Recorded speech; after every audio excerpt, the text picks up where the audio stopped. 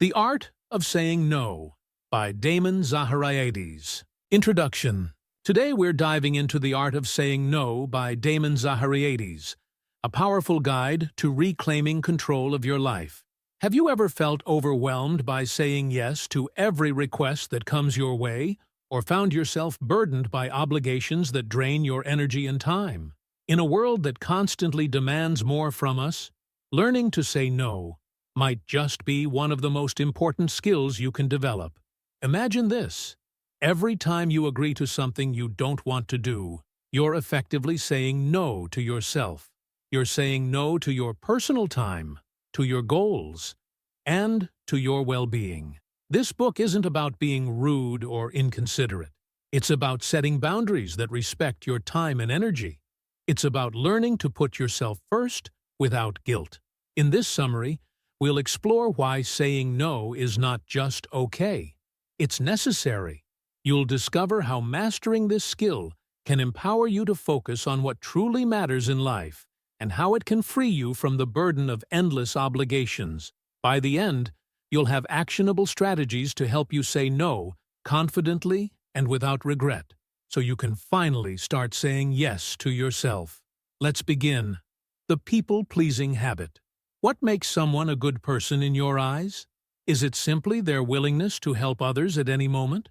Are good people always dependable, always putting others' needs first? Sure, they might be, but there's often more to the story behind this helpful nature. Some people carry a hidden trait. They are people-pleasers. Author Damon Zahariades was one of those individuals who sought happiness in keeping others happy. Whenever someone asked for his help, his default response was yes. Damon was always available, and people loved him for it. But eventually, this habit left him feeling drained and unhappy. Every time Damon said yes to others, he was essentially saying no to himself. He had no time left for his own needs, and he was pouring his time, energy, and even money into others. For instance, when he was in college, he owned a pickup truck. He quickly found himself acting as a mover for his friends, who all expected him to help them transport their things. Damon often canceled his own plans to help, and before long, he started feeling resentful. So how did Damon finally break free from his people-pleasing habit? First, he took a step back and reflected. He realized that if he kept prioritizing others' needs, he'd never have time to focus on his own. The truth is, only you can fulfill your needs. No one else will do it for you. Putting others first all the time only builds up frustration and resentment. Damon reached a point where he began to resent the very people he cared about. This habit even affected his mental health. But over time, he came to an important realization. He could still help others. He just needed to prioritize himself first. Wanting to make others happy isn't a bad thing. You can still be there for others while taking care of your own happiness. It just requires thinking about your needs first. Think of it like the instructions you get on a flight in an emergency. Put on your oxygen mask before helping others. If you prioritize someone else's mask before your own, you risk hypoxia, a dangerous lack of oxygen in your body. Similarly, taking care of yourself first makes you stronger and more capable of supporting others. The second step Damon took was to learn assertiveness, the confidence to communicate his needs and boundaries clearly. Assertiveness is a skill everyone should develop. It means confidently expressing what you need, even if it's not popular. For example, if you're discussing politics with a friend who has completely different views, being assertive allows you to share your perspective without forcing your friend to agree. Saying no requires this level of assertiveness. Lastly, Damon understood why saying no was so hard for him. Many people think it should be simple to decline requests. After all, how hard can it be to say one word? But Damon realized that the real challenge wasn't in saying no. It was dealing with the guilt and regret that followed. He often felt guilty, even when saying no was in his best interest. In the end, Damon learned that by setting boundaries, he was not only protecting his well-being, but also fostering more honest and respectful relationships. Reasons we struggle to say no. Saying no can be challenging for many reasons. Understanding these reasons can help you stop blaming yourself and realize that it's perfectly okay to set boundaries. One of the primary reasons people hesitate to say no is due to social conditioning. We're often raised to believe that refusing someone is rude. You might feel that saying no will offend or hurt others, and you start imagining how disappointed or angry they might be. But remember, there's nothing wrong with setting limits. Prioritizing your own needs isn't selfish, especially when you're already managing a lot. If someone takes your refusal personally, that's on them. They're failing to respect that you have your own priorities. As long as you're polite, you shouldn't feel guilty about saying no. Another common reason is low self-esteem. Many people have an inner critic that constantly feeds them doubts, convincing them they are not as worthy as others.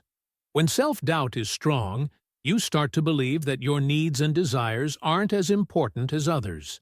You might think that helping others will make you feel valuable, or that it's the only way to feel a sense of worth.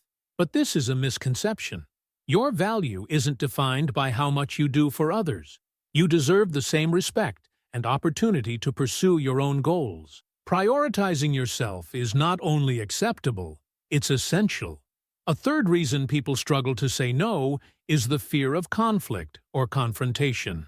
Damon, the author, often found himself saying yes when he actually wanted to say no, simply to avoid an uncomfortable situation. He didn't want anyone to dislike him, and this fear led him to agree to things he didn't want to do.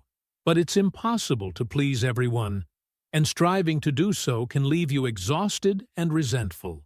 When someone is disappointed by your refusal, that's okay. By always saying yes when you mean no, you give others power over your emotions and neglect your own well-being. Overcoming the habit of constantly saying yes takes time, and Damon tackled it one step at a time. He started practicing saying no in low-stakes situations where he didn't fear confrontation. For example, when he passed by salespeople in a store who tried to sell him products he didn't need, he politely declined. Just like a muscle, your ability to say no strengthens the more you use it. Gradually, you'll find yourself able to say no, not only to strangers, but also to family, friends, and colleagues. The more you practice, the easier it becomes, and over time, you'll build the confidence to set healthy boundaries without guilt. 10 strategies for saying no without feeling guilty. Be direct and straightforward. Imagine you're swamped with work. You have a report to finish, a presentation to prepare, and an important discussion with a colleague. Suddenly, another coworker approaches and asks if you can help them with something. You hesitate and give a vague answer, saying you're not sure if you'll have time. Avoid this approach. Indirect responses leave room for others to pressure you. Instead, be clear and direct. Say, "I'm sorry, but I don't have the time to help right now." A straightforward answer shows respect and leaves no space for negotiation or guilt. Don't ask for more time. Sometimes people delay saying no by asking for time to think about it. But if your answer is already no, then delaying won't help. In fact, it might give the person hope that you'll eventually say yes. When you finally refuse, they may feel misled or disappointed. Delay can also give them a chance to push you into saying yes, which is exactly what you want to avoid. Plus, both of you lose productivity. The longer you wait, the more energy you waste on indecision. If you know your answer, say it promptly. Use alternative phrasing. Some people are sensitive to rejection and might react negatively to a simple no. In such cases, consider rephrasing. For example, if an uncle asks you to drop him at the airport, rather than saying, "I can't," you could say, "I would love to help, but I have an important deadline I need to meet."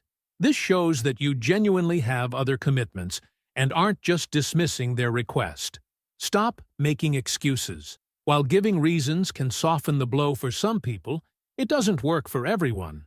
Some might dig deeper into your excuses, looking for loopholes. For instance, if a friend asks you to babysit and you say you're working late, but they see a photo of you out at a party, it damages your credibility. Avoiding excuses shows integrity and makes your no stronger. Politely and respectfully decline without feeling the need to justify your decision. Take responsibility for your decision. Instead of saying, "I can't," say, "I don't want to." When you say, "I can't," it sounds like you're unable to make your own choice, almost as if someone else is controlling your decision. Saying, "I don't want to," communicates that you are making an intentional choice, which strengthens your boundaries and respects your time. Suggest they ask again later. If someone urgently needs your help but you're busy, suggest a follow-up. For example, if a coworker asks for assistance when you're swamped, let them know, "I can't help at the moment, but if you still need assistance later in the day, feel free to ask again." This shows willingness while prioritizing your own tasks. However, make sure you mean it. If they return, you can still evaluate whether it's feasible to help without feeling pressured. Avoid lying about your availability. It can be tempting to make up an excuse, but lying is rarely a good strategy. While it might be easy to create a fake doctor's appointment, dishonesty can lead to trouble later on. Instead of resorting to lies, be honest and straightforward. For instance, if you're tired and don't want to drive someone around, say, "I'm planning to rest, and I'd prefer not to drive today." While it may feel uncomfortable at first, speaking your truth is a form of self-respect. If you don't consider your own needs, who will? Offer an alternative option. If you genuinely want to help a friend but can't fully commit, suggest another way they could get help. For example, if your friend needs assistance finishing a research paper but you're too busy, recommend someone else who might be available. Let's say this friend has repeatedly asked for favors. Last month it was organizing a charity event, and now they need help with their paper. Explain that you can't handle both and ask which one they prioritize. This approach gently reminds them that you also have limits and priorities. Refer to someone more qualified. Sometimes, even if you want to help, you recognize that someone else could do it better. If a friend asks you to read and critique their novel, and you know of others who are more experienced in providing feedback, refer them to those people. This isn't about rejecting their request, it's about guiding them to the best possible support. Explain your limited bandwidth. This is a strategy Damon frequently uses. He maintains a daily to-do list, packed with tasks and activities, from meetings to family obligations. For example, when a friend asked him to help find a rental home, Damon had to say no because such a task requires significant time. When his friend insisted it would only take an hour, Damon showed him his packed schedule. Seeing Damon's commitments helped his friend understand that Damon wasn't simply avoiding the task. He genuinely didn't have the time. Explaining your limited bandwidth or time constraints can help others understand your refusal. It prevents them from feeling hurt or pressuring you, as they can see you're already managing a full schedule. Bonus strategies for saying no without guilt. Let's dive into 3 bonus strategies to help you say no confidently and stand by your decision.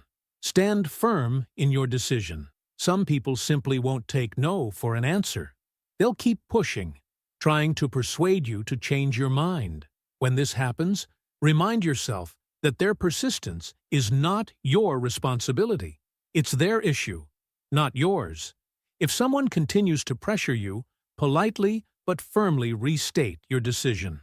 For example, you could say, "I understand you need help, but I really can't commit right now." You might also suggest they reach out to someone else who could assist. Standing your ground shows that you respect your own boundaries, no matter how persistent others may be. Maintain politeness and respect. It can be frustrating when someone ignores your boundaries, but it's essential to remain polite. Losing patience might feel tempting, but remember how you respond reflects on you, not on them. Continue to say no kindly and respectfully, showing that while you respect their needs, you're committed to your own decisions. This gentle but firm approach will leave no room for confusion and helps you hold on to your integrity. Face the fear of missing out. The fear of missing out, or FOMO, often leads us to say yes to things we don't truly want to do. We worry that declining an opportunity, whether it's a potential promotion, a social event, or something exciting, means we're missing out. But remember, just because an opportunity arises doesn't mean you have to take it. Consider the time, energy, and cost involved. Ask yourself if constantly saying yes is worth it. Over time, this fear will fade as you realize that every no you say helps you stay focused on what truly matters to you. These bonus strategies can help you navigate even the toughest requests, reinforcing your boundaries while respecting others. By standing firm, staying polite, and conquering FOMO, you'll feel more empowered every time you say no. Conclusion. To wrap up, let's review the key lessons from The Art of Saying No. First, you learn the importance of letting go of the habit of people-pleasing. Saying yes to everyone often means saying no to your own needs and desires. This habit can drain your time, energy, and even financial resources. Second, you discovered that being clear and direct with your refusals is essential. When you say no openly, it signals to others that you're prioritizing yourself, which is not about disrespecting anyone.